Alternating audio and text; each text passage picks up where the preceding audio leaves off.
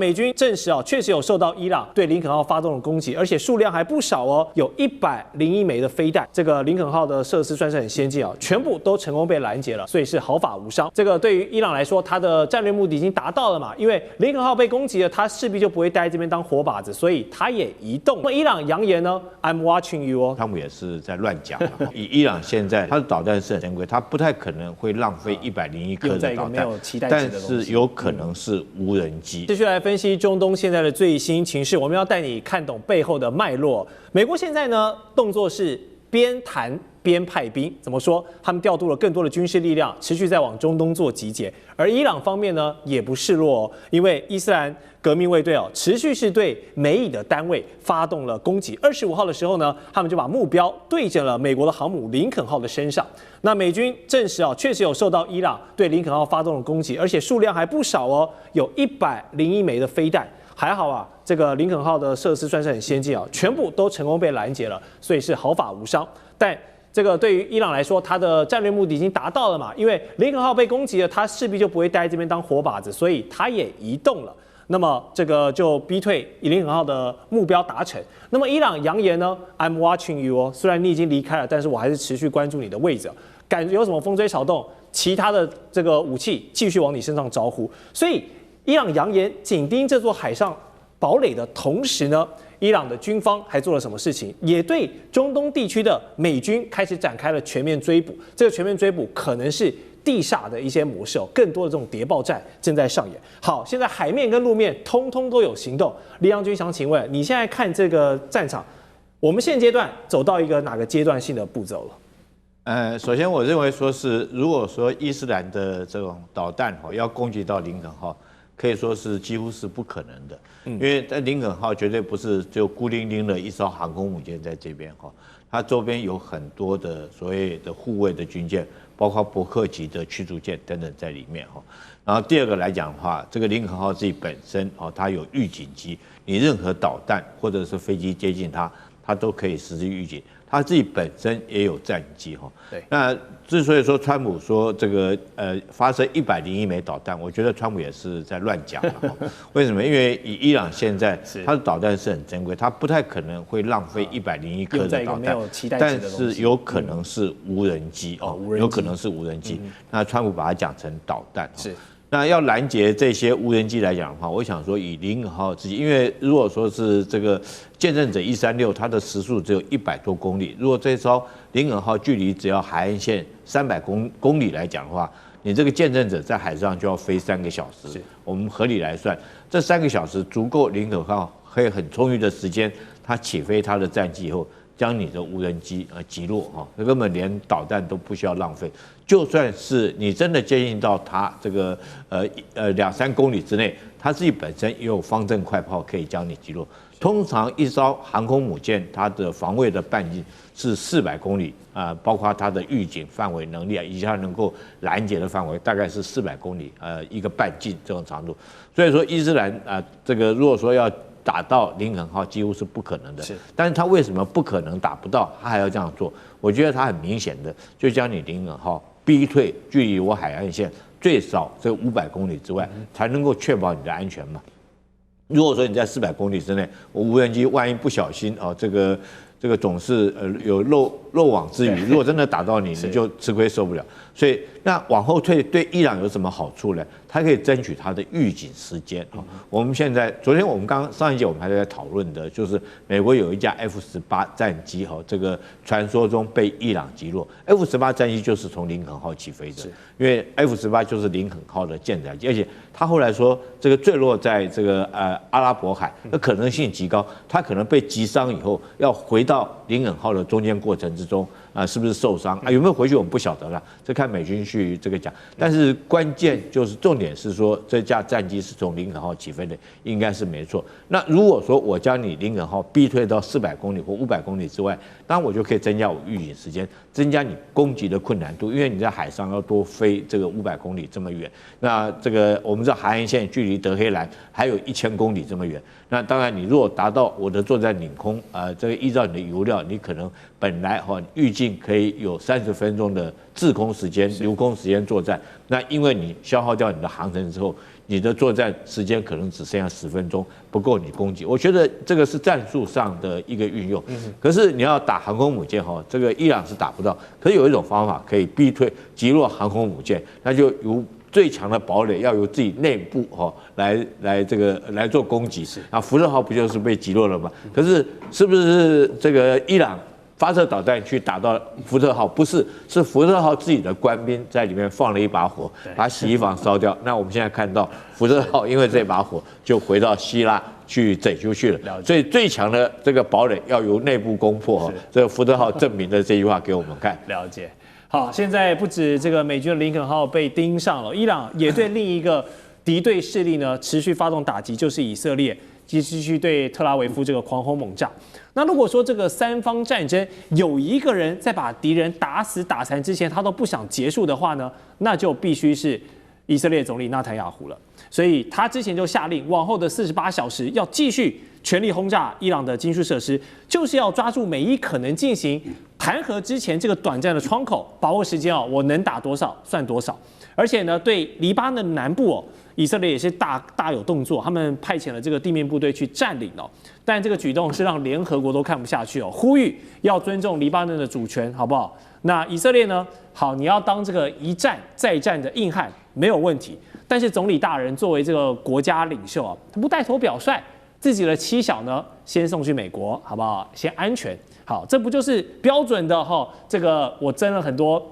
人家的儿子上战场了，然后自己家的呢送去美国，这是把人家西北料，很标准的一个双标。所以这边有2个问题想请教来宾哈。首先就是以色列这个毫无收手，持续加强轰炸伊朗，甚至扩大征兵到40万这个后备军人的举动，是在盘算，如果美国要抽身了，不玩了，那我以色列也是要独自跟你伊朗，还有你背后这个什叶派的势力，我要继续跟你死磕到底吗？教授？我觉得可能不完全要朝这个角度来看哈，因为我觉得以目前以色列所面临的处境，坦白说，对于内塔尼亚胡也好，对以色列也好也不利。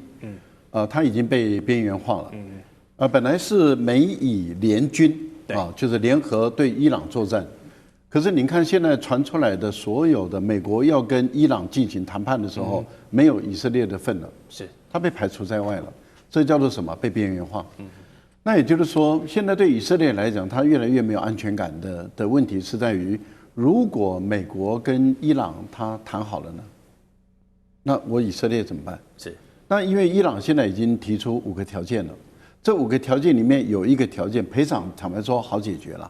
因为按照美国过去的案例来说的话，他赔偿可以叫日本人付钱，因为以往就是日本人就是付钱嘛。还有可以叫沙特阿拉伯、阿联酋等相关的国家付钱，美国人是不会付的。可是他叫可以相关国家来付，所以我觉得这个赔偿这个问题不大。是。可是它比较大的问题是在哪里？是因为伊朗这一次的要求是连敌对的国家全部都要停止战火。那敌对的国家就包括以色列对于黎巴嫩真主党南部，也就是黎巴嫩南部的攻击，以及包括对于也门胡塞组织或者是对于哈马斯的攻击哦。这个可以广义解释。没错。但是更具体的来说，就是对真主党的攻击已经列入谈判的条件内。可是你看，跟以色列有关的谈判，以色列没办法参加。这个对于以色列来说的话，他已经没有安全感，而且很明显的，美国特朗普完全没有意愿，也没有意思要内塔尼亚胡来跟他来谈判。换言之，也就是说，这个如果真的是有谈判，目前来讲是没有谈判了，目前来讲就是传话而已。那川普也好，本人也好，或者是他的发言人，把传话上纲到说这就是谈判。坦白说，这个在严格谈判的定义上来讲是行不通的。是谈判我们可以分为直接谈判跟间接谈判，可以。直接谈判就是我跟你直接谈嘛，那这就是我们2个在一个物理空间的相同的情境下，我们2个就直接进入谈判了。那间接谈判，也就是我们也可以在相同的物理空间，可是我们进行间接谈判。例如说，我跟这个副秘书长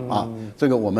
他假设他穿梭于我们2个之间的矛盾，那我有什么话跟他报告，跟他说，他来跟你说，然后你有什么话跟他说，他来跟我说，可是我们2个就是不谈。对。那这个也可以，这个也可以叫做谈判，这叫做间接的谈判，可以在同一个物理空间的情形下。那目前美国没有进行到这里，目前美国只是透过第三方做传话。是。好，那美国把它做成谈判，可是连传话，以色列都被排除在外，他什么都不知道。所以我们把它称之为它已经被战争边缘化了。而且你看现在所有的新闻报道，没有人在乎以色列他打了伊朗什么，但是更多的报道是以色列被伊朗怎么打。那你可以感觉出来，就是内塔尼亚胡本人也好，这样政党也好，或者是他对于面对他的反对党国会来说，他越来越孤立了。那对于他来讲该怎么办？那当然就是动员，把美国人拖下水，不让美国人脱离战场。因为看起来是要脱离战场，所以如果不让美国人脱离战场，最好的方法是把地面部队投进去。如果能够把地面部队投进去，扩大这个战火，扩大这个战场的话，包括对于黎巴嫩南部的一个占领，包括对于伊朗的一个直接的一个攻击，甚至地面部队投进去的时候，你美国如何脱身？那当然，这个就涉及到一个风险。这个风险最高的就是什么时候美国的白人跟犹太人跟美国的犹太人翻脸。因为当美国的白人真的跟美国的犹太人翻脸的时候，美国的犹太人还是会怕的。平常他可以有雄厚的资金，可是一旦翻脸了，那些地位资金就不重要了，因为随时可以把你没收。好，我们第二个问题要请教杨老师哦。其实之前台湾也讨论过非常多次，就是一旦当国家领袖或是其家属拥有我们所谓的双重国籍的时候，然后一旦遇到危机时刻呢，我自己先落跑这样的讨论。现在纳坦雅胡的妻儿送去了美国比较安全，但是在以色列内部就引起了一些舆论的炸锅。那你觉得这件事情有道理吗？内塔尼亚胡2个儿子，一个女儿。这一次的问题是他的2儿子叫阿夫纳。不过阿夫纳这个情况是比较特殊，因为2年前2024年的时候以色列跟就是也受到伊朗的轰炸的时候，他的儿子其实要结婚，叫阿夫纳，结果后来就婚礼延后。婚礼延后到什么时候呢？到2月底的时候，今年的2月底，所以他等于是今年又再一次的延后。是那当然他的结婚对象应该是美国人。所以整个婚礼延后的2次，他自己都觉得对不起他的儿子跟他的太太。所以，然后我就没有再看到相关的新闻，是不是因为他这一次要去准备婚礼那准备婚礼是表示战争要结束吗？我们也不知道。人家在打仗，你在结婚，还是说是因为战争可能都要这个扩大征兵了，所以叫他赶快走？不会，因为他其实年龄也不小，之前也当过兵差不多10年之前的时候当过兵，所以。我却不是很清楚，说他们为什么这个时候要离开，是不是跟那个婚礼有关啊？那但是内塔尼亚胡，美国很早之前就说，这个战争是一个人的战争，就内塔尼亚胡的战争。对。但他把川普卷进去之后，去年卷进去，今年更整个扩大，变成一种战争。那可是呢，现在川普要去跟内塔尼亚胡切割，显然伊朗要去分化美国跟以色列。所以内塔尼亚胡这几天呢，就扩大对于真主党跟伊朗的轰炸攻击，因为他怕美国可能会达成一个很快的这个协议。可是他扩大征兵，他也担心马上战争如果结束，被美国要求要结束的时候，他怎么回应？对，他因此要把这个情势弄得更僵。那如果被迫就是停战的话，那接下来10月7号的这个选举。他本来就已经不看好了，经过这一次的战争，而且以色列我刚刚提到死亡18人，受伤5200人的情况之下，其实城市的重建会很多的怨恨的，所以对他的选举也会不利。因此，他是不是要把这个战争再扩大？那我们现在最担心的是，他会不会直接就等于是针对伊朗的能源设施或者是岛屿进行攻击，然后使得伊朗被迫要扩大反击，而使得战争。就完全没有回头的路，而谈判当然也变成这个机会不大。那这个是内塔尼亚胡现在可能大家会担心他的作为。是，好，开始我们的第一个国际话题呢，还是要来聚焦过完马年依旧是非常火热的美伊话题啊。然后现在美伊跟军武的焦点呢，美国总统川普他持续在往伊朗的方向更多的投送兵力，对伊朗实施所谓的南北合围啊。我们看到。林肯号航母打击群为首的这个打击群，还有3艘的飞弹驱逐舰呢，从1月底就已经开始持续部署在阿拉伯海了。紧接着第2波的福特号航母呢，也正在从希腊，然后往这个伊朗的方向去做一个集结。那不只是2艘航母之外在空中战力方面也是热闹的宛如是春晚包括了什么 F-35、F-22、F-15、F-16在内，夯不啷当大概有超过100架的战斗机。100架的空中加油机，还有200多架的货物机啊，都已经在中东方向开始做集结了。所以我们看到这么如此浩大的声势，现在都已经在中东的方向来做集结。孙子兵法曰：这个兵马未动，粮草先行。但是现在已经不只是粮草，是整个海军战力、整个空军战力，大家都已经动员起来了。如此大的大动作，包围伊朗，背后有什么样的战略布局啊？我们就等川普总统一声令下，是不是真的就要带着这么强大的战力打向伊朗了呢？我们首先来关心一下美国的起手式可能会怎么打，还有这么打的好处是什么？我们先请李将军帮观众朋友分析，好吧？首先我们要知道，任何一个作战，首先你要考虑的是你的战略目标是什么。如果美国要对伊朗动手，我们很明显看得出来，这个它的战略目标大概不外有3个目标。第一个就是要伊朗要去除它的核设施，第二个要求它要缩减它的导弹的数量以及射程，第三个要它不能再支持它周边地区的这种民兵武装组织哈。那当然最好是能够彻底的推翻哈梅内伊的政权。那我们以这几个战略目标来看的话，以美军现在部署的军力，如果动手的话，达得到达不到哈。我个人认为要达到的很难哦，可能会限于这个持久旷日费时的情形。因为虽然说它部署了大量的海空军，对海军来讲有2艘航母战斗群，分别在地中海跟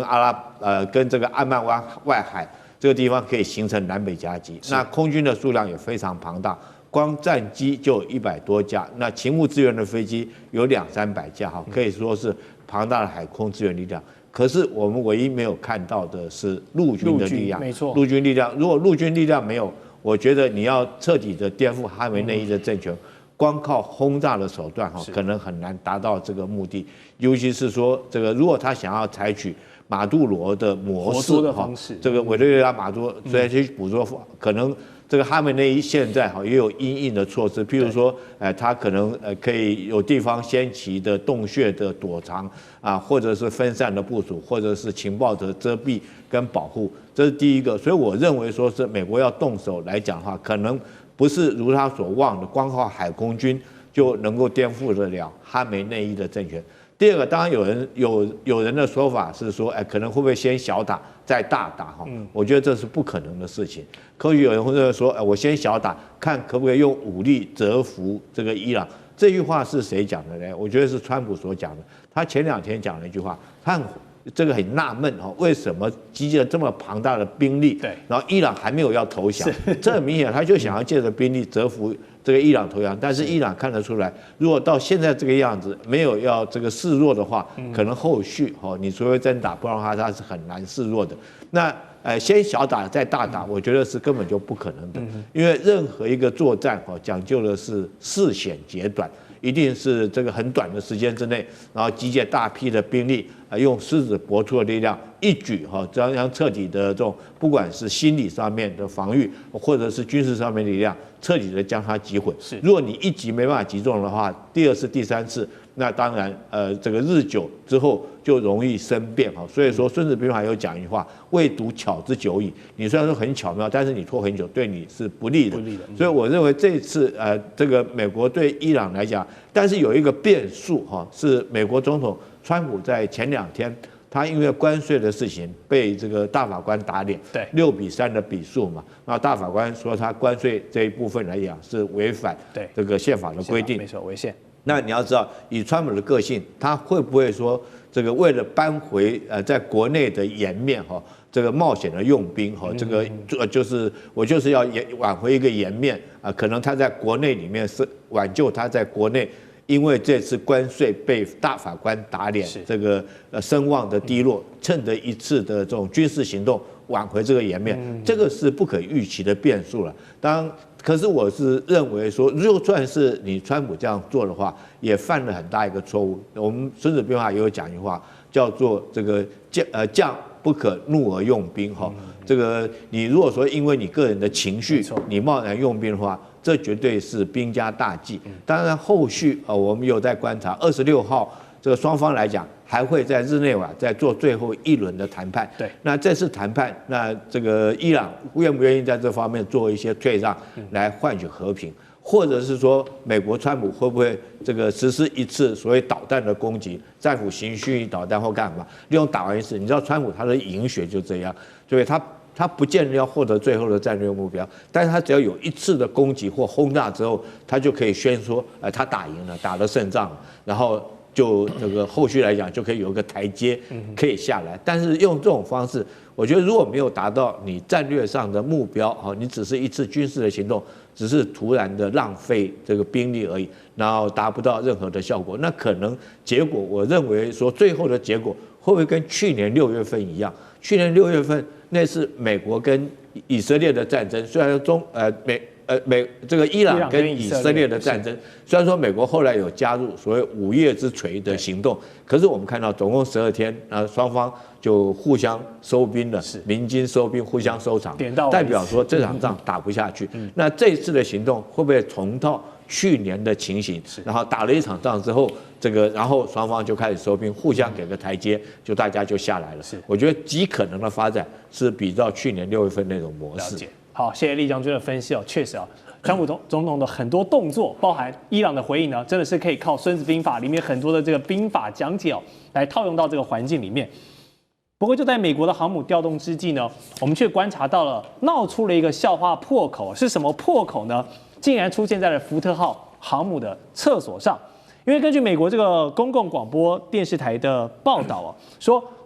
这个福特号的厕所是采用真空收集、储存跟运输的一个系统出现了故障，那疑似是当年的设计啊管线太狭窄了，加上官兵们长期的高强度使用，导致这个堵塞的情况很频传。大家不要小看这个马桶不通这件事情哦，厕所不能用这件事情啊，算是这个后勤上面的一级警报。所以官兵如果都不能上厕所，你还怎么来进行远洋作战？都说嘛，人有3急啊，大家都需要如厕。那现在船舰这个排污系统虽然跟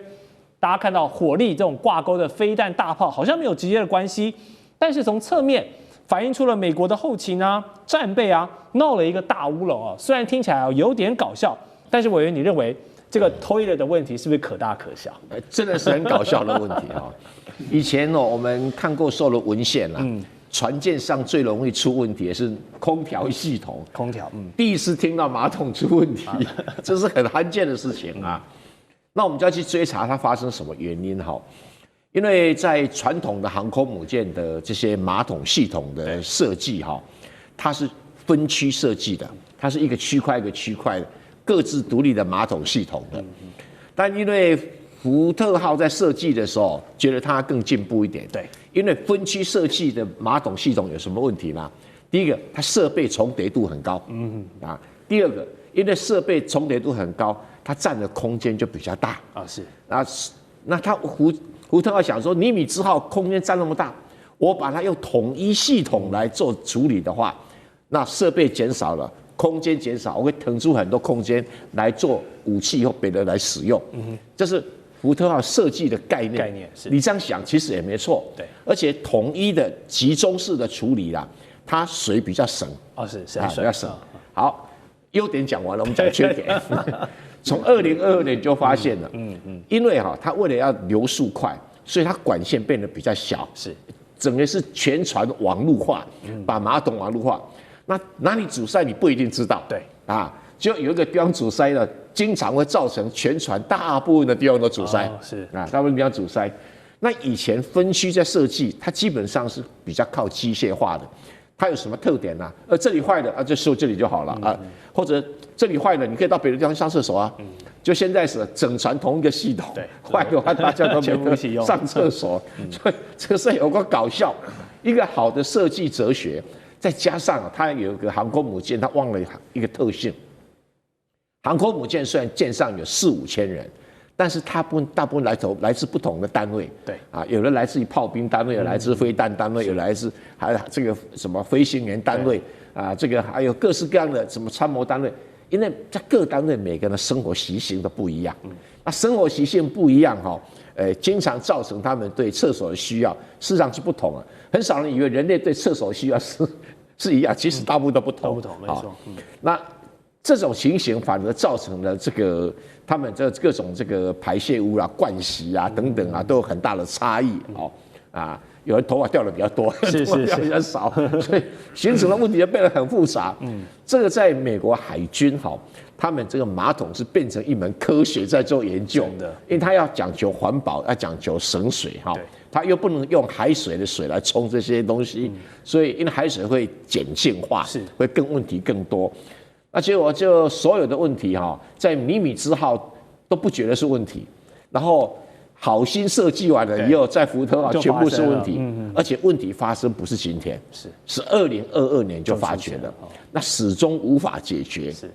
始终无法解决。你说对福特号的战力有没有影响？你刚才讲过，对什么火控啦、战斗机起降啊，没有影响。对，可是你要知道，这个你怎么保证这个福特号出勤这1-2个礼拜就会结束没错，人有对，他就不适合长期作战，没错，这是问题啊。你要去撑个1个月还可以但是你要撑个2-3个月就很惨了所以这个问题就影响到士气影响到生活空间。如果说你上了福特号以后，发现连那个中央驾驶单位都有臭味满天的话，你看这怎么办所以，哎呀，我们只能觉得美国人想求进步但是在很多的细微的设计上面又出了问题。是确实这个要远洋作战，官兵们还是要有一个舒服的生活的一个环境大家才有这个士气。好，川普总统现在不断向伊朗发动这个兵力的调动，他却迟迟不打从这个我们过年前就一直在讲这件事情，结果他都很克制，一直在维持住。难道是在等待盟友先动手吗？根据美国媒体 Political 的爆料呢，就说川普的团队他们其实私下有在考虑一个政治的考量，就是让以色列先去对伊朗发动攻击，然后等到伊朗大规模的报复之后呢，是不是有点像去年的剧本？然后美国再以一个正义之师、帮助盟友的角色跳出来，然后大打伊朗，然后维持一个区域安全的姿态哇，这个剧本真是高借刀杀人的感觉还让以色列做了炮灰。那另外呢，外界也一度传出土耳其其实他也是虎视眈眈，一直在观察因为他们希望等美国对伊朗出手之后呢，土耳其刚才李将军讲的缺少陆军的这一部分，土耳其他来补上，他派兵来占领伊朗的部分领土。当然土耳其有自己的小心思但随后呢，这样的说法就被土耳其的总统府给驳斥这样的传闻了。好，我们观察到美伊因为核武的矛盾而起，但是以色列、土耳其这些周边地区的国家也都有各自的盘算跟想法。好，这背后一定是有很多的千丝万缕的关系。但是我们请赖老师是不是可以用这个帮观众朋友深入浅出的方式来点评，为什么美伊的东西其实可以扩张到其实土耳其跟以色列也都在里面扮演重要的角色？先谈土耳其好土耳其的可能性最低。很明显的是，美国故意放出这些讯号，要挑拨土耳其跟伊朗之间的关系。土耳其跟伊朗他们有竞争、有矛盾、有冲突，但是也有合作。为什么这么说呢？因为土耳其它是逊尼派的，这个伊朗它是什叶派的。是。那土耳其想要争这个逊尼派的领导权的话，我们看到他们在叙利亚内部的内战中，土耳其支持的是逊尼派的反抗军，而伊朗支持的是什叶派当时的阿萨德的政权，所以彼此之间确实有过较量，有矛盾。然后在这个利比亚也是如此。利比亚当时爆发内战的时候，土耳其跟伊朗所支持的派系也不同，彼此之间也在这个地方有争夺，在高加索地区也是如此。但是问题就在于说，彼此之间的矛盾不会扩大到两国之间的战争。为什么？因为他们还是有合作的需要。是合作的需要在哪里？第一个是在库德族，库德族是伊朗跟以色列跟土耳其的共同的敌人，也是叙利亚跟伊拉克的共同敌人。是库德族人大概有5000多万人，人数不少。可是他刚好一方面是在这个土耳其的南部的土地上，然后在伊朗的西北部的土地上，在伊拉克跟叙利亚的土地盘踞在那个地方。那库德族本身就形成了土耳其必须要跟伊朗合作，来共同压制这个库德族的发展，不然的话，库德族在土耳其被追剿，他往伊朗这个地方跑，或者庇护的话，那这个对于土耳其后面就很难说了啊。所以我觉得在这个部分里面有合作。第二个合作的地方是在经济贸易。啊，尤其是伊朗的能源经济需求，还有交通管道，它事实上贸易线啊，尤其是中国大陆目前在打通的啊，中亚到中东到伊朗，然后再进入土耳其的这条线，那对土耳其来讲是一个非常重大的贸易线，所以他们彼此在经济上有合作。那你想，有竞争有合作，怎么可能会爆发到直接的爆发冲突？而且在战争一开始的时候，这就是说，美国开始要对伊朗采取动作的时候，土耳其是第一个跳出来，而且它是北大西洋公约的美国的盟国，对，它跳出来反对美国对伊朗动手。这第一个，第二个，不准美国使用美国在土耳其的军事基地。那我都连你的军事基地都不可能给你使用了。我怎么可能去率先打这个伊朗？很明显的，这个就是美国的智库故意在放话，挑拨土耳其跟伊朗之间关系。所以我觉得应该把土耳其排除在外。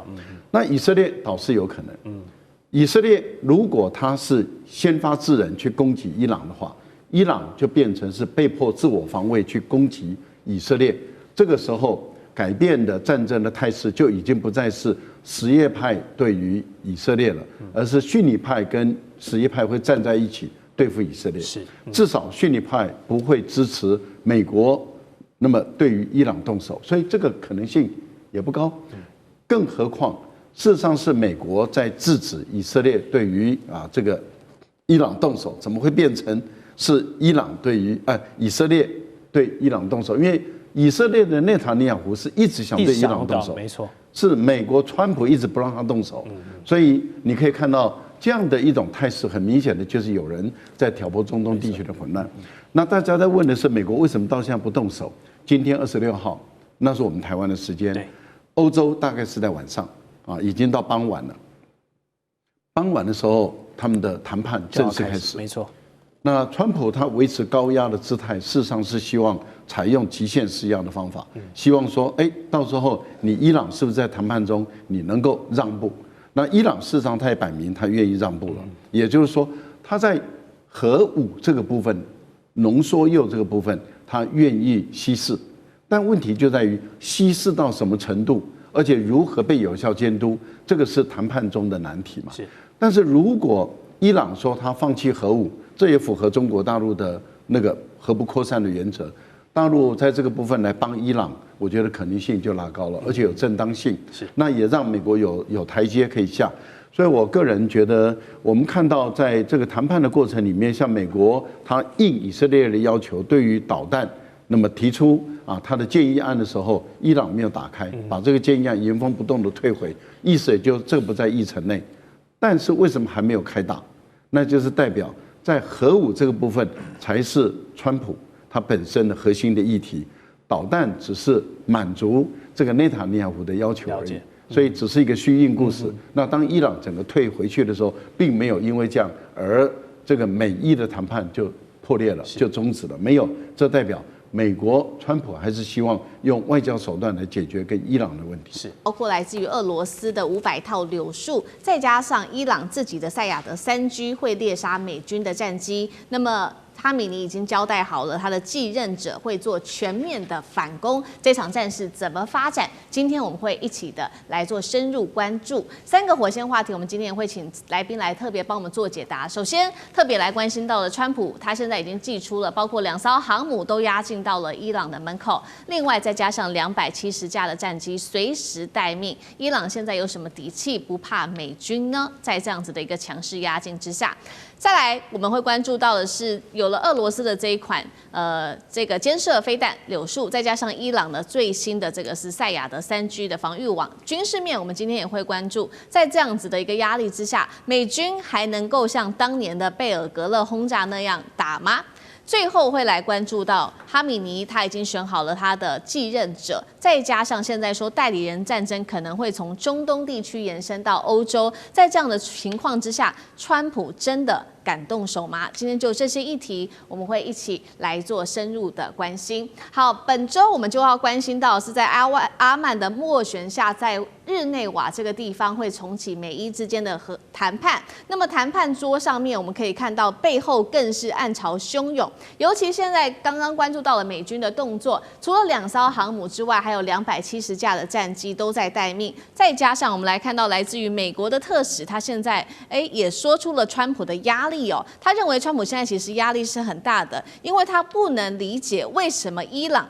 在这么大的一个军事的威胁下，到现在仍然可以不屈服。川普为此感到非常的纳闷。好，那么我们也来看到，那到底伊朗有什么样的底气，可以到现在还是不屈服呢？首先，我们要来看到是伊朗跟俄罗斯，其实在去年12月的时候就已经完成签署了一个军售协议，金额高达5亿欧元，并且这些武器会在3年内做交付。这当中细节来看到了，包括了500套柳树的这个防空的系统发射器，还有2500枚的肩射飞弹。另一方面，我们来看到伊朗自己也准备好了自己的飞弹系统，它在荷姆兹海峡这边举行首次的实战的一个测试军演，那么还测试了它的长程海军防空飞弹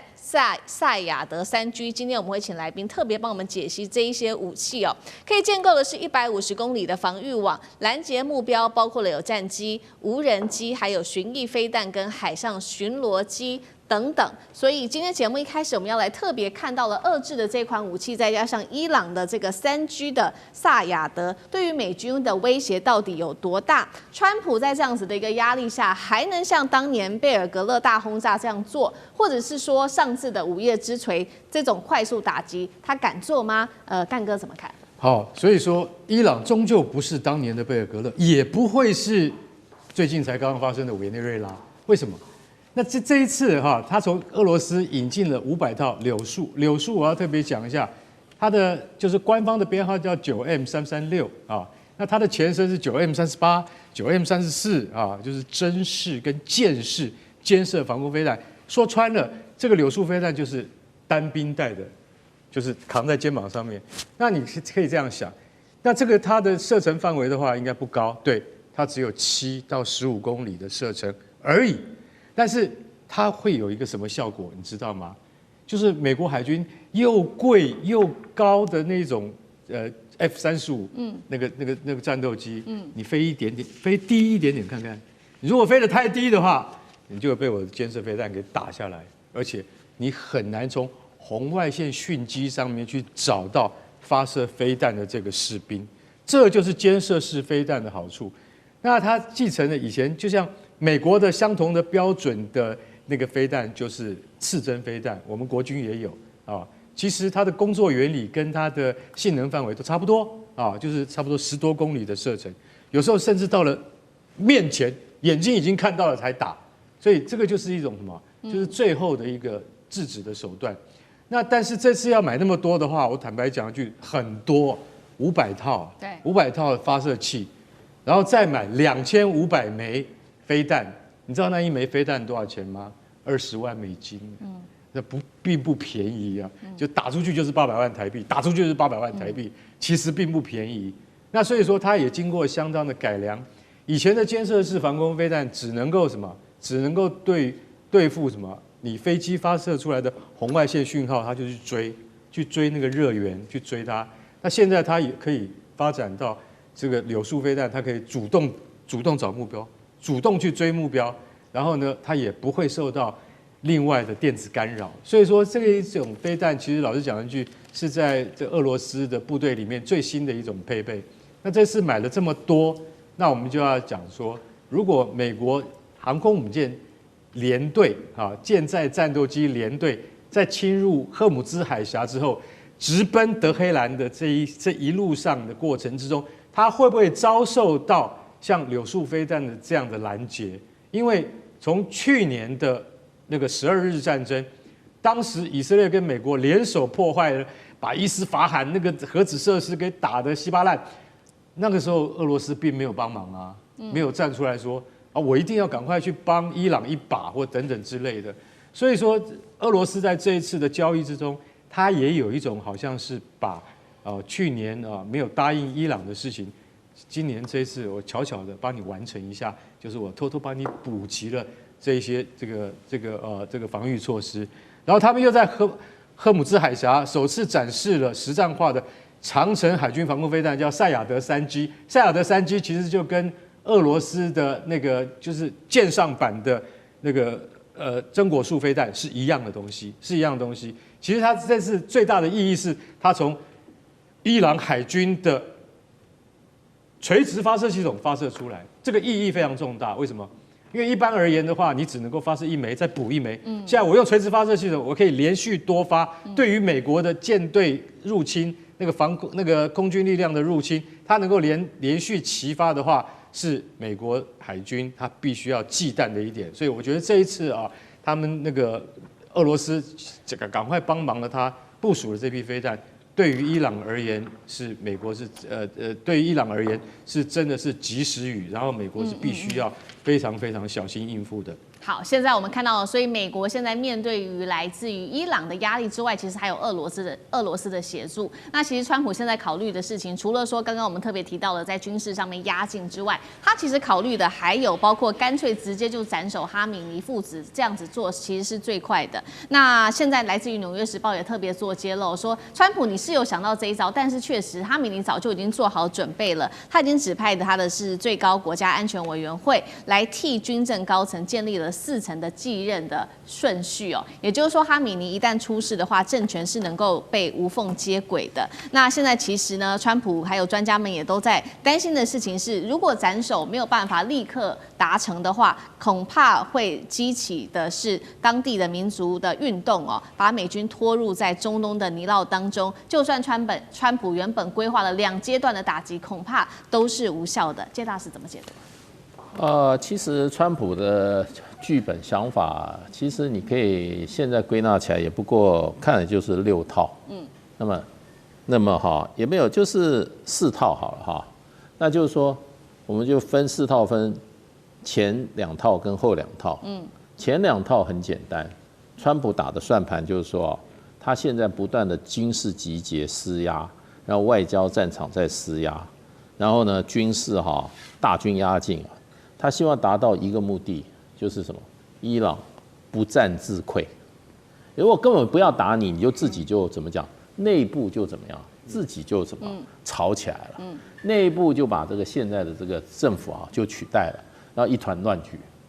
那这是美国希望得到。另外一个呢，要不战自降。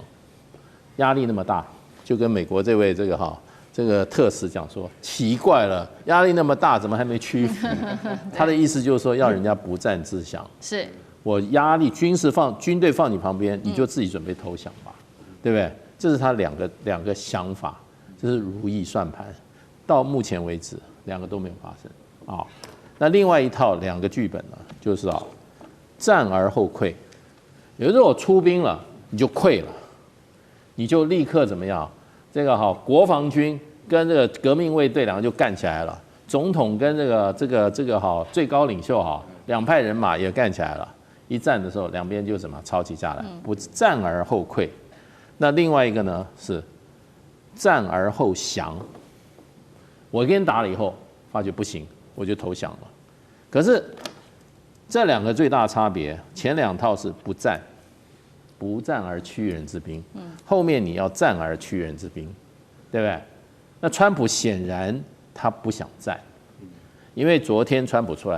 又出来解释了，因为美国的媒体就在那边说实话，我们不要，我还好你没有领用太多美国媒体通通在造谣，而且都是为自己目的在造谣。有一个媒体，自由派媒体说，这个战争川普非常想打，川普是主战派，可是美国军方他的最高的统帅也就是说参谋长联席会议就明白跟他讲，这场战争不能打，那个后果很严重，不要打。结果这个报道一出来以后，川普一看又火了，又出来主持记者会，他说这个报道纯粹是胡说八道，我是属和派，那个军方是主战派，军方很想打，我是不想打，我是希望透过外交解决。所以到底是怎么样回事？我觉得还是以川普为准啦。川普不想打嘛。那这个东西你战而后溃有可能，战而后败也有可能。可是你要战，你就刚刚讲起来，那个伊朗手上的东西，美国也要算算，你也准备死多少人啊？你是准备死500人，还是死1000人？拜托，美国人连50个人的生命，美国的总统都不敢承担。我跟你讲，这场战争最后就变成说，你为何而战，对不对？你为何而战？所以现在川普的问题就变成我觉得他的很大的一个问题就变成，他现在上马容易，军队都叫来，兄弟都叫来，大家都在那边摩拳擦掌，准备要退了就是要火拼了，对不对？那你突然不打，对，那这些来的人就说你开我玩笑。那其他在那边吃瓜群众也在想说你又来了，你又他口了，对，所以上马很容易。现在川普最大问题怎么下马？那这个下马我们就看川普到底是什么，小打一下就跑呢，还是根本就找一个理由呢，就夹着尾巴就把军队送回去？美国记者已经讲了，美国媒体讲说，如果不打的话，这是平时美国历史上最大的一次威慑行动，成本是最高的一次。不打，可是呢，钱花的是最多的一次。好，现在川普打也不是，那不打也不是，那反倒哈米尼都已经把他的4任的继任者都已经准备好了，现在看起来是鱼死网破吗？那总编辑又怎么看？其实我非常同意刚才大使讲的其实川普不想打，为什么？川普上来，我们都知道，他最重要的政治目的就是要复兴美国。那整天打仗对美国来讲，如果他亲自下海，他不能复兴美国，美国会进一步衰弱。当然，对川普来讲，最理想就是像俄乌战争这种形式代理人战争，他军工企业各方面能够割韭菜，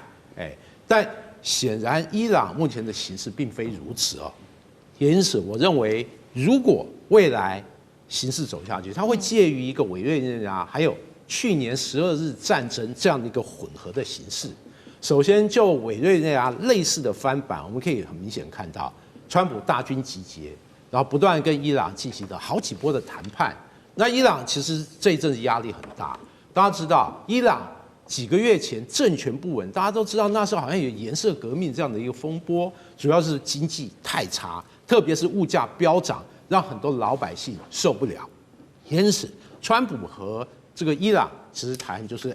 你这个核计划冻结或者拆除很多设备，你的弹道飞弹等等，进行一个紧缩，我可以放宽这个经济方面的制裁等等，就是胡萝卜和大棒用这种方式。另外，我认为美国积极在做的就是类似委内瑞拉这种收买伊朗，甚至高价贿赂伊朗内部，不只是可能政治人物、军事人物等等，他采用这种瓦解对方的方式。但这个需要时间，而且那对美国来讲，能不能 hold 住这样的状况，特别是这个川普有来自以色列的压力，也有来自他国内军方的压力，他能不能 hold 得住，把这个形势继续推展下去，让伊朗然后这个受不了，然后自己这个进行很多妥协。但总体来讲，我认为以色列因为急于要摘除伊朗的核能力，因此这种开打的压力对伊朗是蛮大的。但如果真的开打，我认为伊朗也没有什么很好的防御手段，毕竟刚才这些防空系统对伊朗来讲，可能像去年12日战争，伊朗这些防空系统像筛子一样，不止以色列重要的战机、空中目标没有受到严重的打击，因此它是单方面挨打，它唯一可以依靠就是弹道飞弹，会重演12日战争这种相互远程交火，但最后状况极可能是伊朗还是苦苦在那里硬撑，整个中东的形势事实上还是维持目前状况，没有太大的改变，大家都是继续拖下去。好，继续拖下去。那现在暂时看起来，其实也是一触即发的。那其实现在华府担心的事情，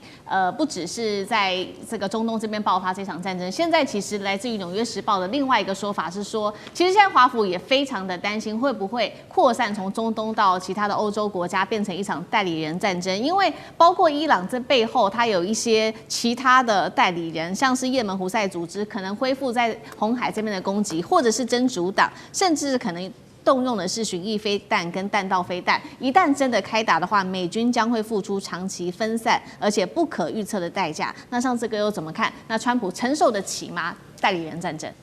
我想主要是代理人战争就是造成我们看到俄乌战争的这个消耗战。那这个消耗呢，其实就会拖了很久。但你说代理人战争，我觉得在美国跟伊朗这当中有点微妙。要什么呢？其实因为真正的敌人互相对方是以色列跟伊朗。但是现在美国有点公亲变事主哦，就是美国变成以色列的代理人，所以它本质上还是有些微妙的，跟美国非要把伊朗怎么着这个部分的总的大战略目标，或对美国的真正最大利益，其实跟以色列不同。以色列就在这个中东的局里面，所以我觉得现在还是在看。我始终认为，对于伊朗要不要动手，还是要回到在整个这个美伊或者在中东当中，就是首先第一个是军事要掌握的情报。这个以及当中要付出的代价，如同前面几位所提到，要花多少钱？我认为特别我们在思考美国，现在在讨论美国这件事情，其实不要讲从思考整个美国五角大厦，现在美国的就是100%就是川普的意志，跟过去说拜登时代当中有很多幕僚在互相决定、互相拉扯不太一样。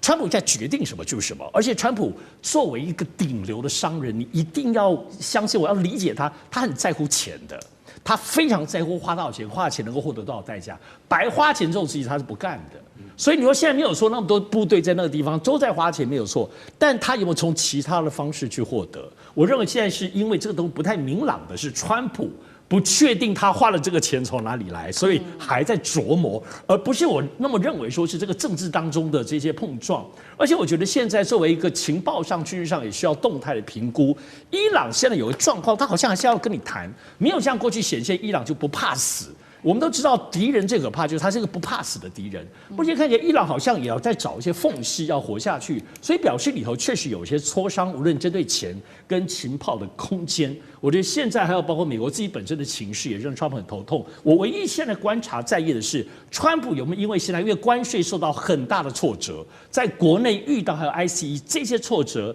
这个顶流的商人他可不是会硬吞啊，商人们都是我如果不爽，我一定要找个地方有出口。所以我现在唯一都觉得，在俄罗斯对不对？在整个伊朗状况当中，有没有可能是川普个人的情绪爆发的转移，而让他在所谓的这个相对来说比较客观思考当中有一点点落差？因此，真正的不是情绪，是川普的情绪。